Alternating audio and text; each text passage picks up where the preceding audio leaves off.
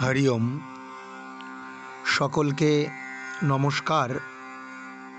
আমরা যে শ্রীমদ্ ভগবদ্ গীতা পাঠ তার শ্লোক ধরে ধরে অধ্যয়ন করছি। আমরা ইতিপূর্বেই প্রথম অধ্যায় অর্জুন বিষাদ যোগ সমাপ্ত করেছি। এখন চলছে দ্বিতীয় অধ্যায় সাংখ্যযোগ। আমাদের আজকের বিষয় স্বধর্ম। আমরা গতদিনই আলোচনা করেছি যে এই স্বধর্ম পালন আমাদের জীবনের মূল উদ্দেশ্য, যা ভগবান শ্রীকৃষ্ণ অর্জুনকে বারংবার উপদেশ দিয়েছেন। এর আগে তিনি আত্মতত্ত্ব বলেছেন এবং তারপর তার নিজের যে ধর্ম, ক্ষত্রিয় ধর্ম, তার কর্তব্য কর্ম, সেই বিষয়ে শ্রীকৃষ্ণ অর্জুনকে বলেছেন। আজকে ৩৩ নম্বর শ্লোকে তিনি বলছেন, অথ চৈত্বম ইমম ধর্মম অথ চৈত্বম ইমম ধর্ম্যাম সংগ্রামম ন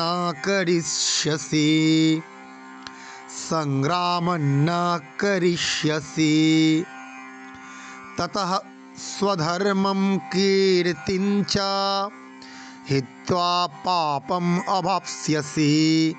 অর্থাৎ শ্রীকৃষ্ণ অর্জুনকে বলছেন, অথ এর পরেও, চ যদি তুমি, এবং যদি তুমি, কিন্তু, অর্থাৎ কিন্তু আছে একটা, কিন্তু তুমি যদি এই ধর্মযুদ্ধ না করো, স্বধর্মম না করিষ্যসি, অথ চ এতৎ ইমম স্বধর্মম, এই ধর্মযুদ্ধ, ধর্ম্যম এই ধর্মযুদ্ধ, যা ক্ষত্রিয়ের প্রধান কর্তব্য, ধর্ম রক্ষা করা, দুষ্টকে দমন করা, শিষ্টকে পালন করা, সেই স্বধর্মস্বরূপ ধর্মযুদ্ধ না করো, ন করিষ্যসি, তাহলে কি হবে না, ততঃ তার ফলে স্বধর্মম, তুমি তো তোমার স্বধর্ম কর্ম থেকে তো বিচ্যুত হবেই।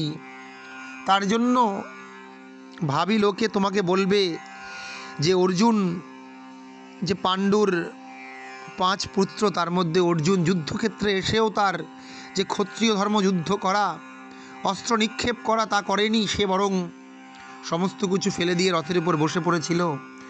এবং কীর্তিং চ হিত্বা, এই স্বধর্ম কীর্তি মানে যশ, সম্মান ইত্যাদি তুমি হারিয়ে, ইত্যাদি তুমি ত্যাগ করে, ইত্যাদি খুইয়ে পাপম অবাপ্স্যসি, তুমি কি পাবে, তুমি কি লাভ করবে, তুমি কিসের ভাগিদার হবে, তুমি পাপের ভাগিদার হবে। এটাই কিন্তু শ্রীকৃষ্ণ অর্জুনকে স্মরণ করাচ্ছেন। তাই তিনি বললেন কি, স্বধর্মম অপি চাবেক্ষ্য ন বিকম্পিতুমর্হসি, তাই তোমার এই স্বধর্মকে দেখে, অবলোকন করে, পর্যবেক্ষণ করে তুমি কিন্তু কখনোই কম্পিত হতে পারো না, যা 31 নম্বর শ্লোকে শ্রীকৃষ্ণ অর্জুনকে স্মরণ করিয়েছেন। বরং ধর্মাদ্ধি, এই ধর্মযুদ্ধের কথা ভেবেই যুদ্ধই করা তোমার একমাত্র, যুদ্ধাৎ শ্রেয় অন্যৎ ক্ষত্রিয়স্য ন বিদ্যতে, যেহেতু ক্ষত্রিয়ের এই ধর্মযুদ্ধ ছাড়া অন্য কোনো প্রধান কাজ নেই, তা তুমি করতে পারো না। বরং যদৃচ্ছয়া চোপপন্নম, তুমি না চাইতেও, মেঘ না চাইতে জল যেমন পায় একজন পিপাসিত তৃষ্ণার্ত ব্যক্তি, তেমনি একজন ক্ষত্রিয়ের কাছে এই যে ধর্মযুদ্ধ, যা কিনা স্বর্গদ্বারম অপাবৃতম, স্বর্গের দ্বারকে উন্মুক্ত করবে, যার ফলে সুখিন ক্ষত্রিয়াহা পার্থ লবন্তে,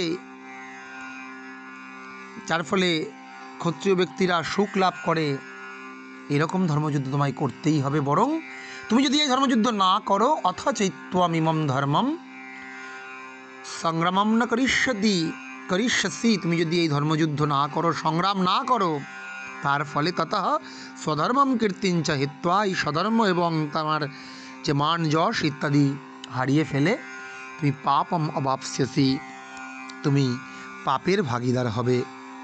আজকের এই শ্লোকের এটাই তাৎপর্য। আমরা 34 নম্বর শ্লোকে এটাই জানলাম। সকলকে নমস্কার।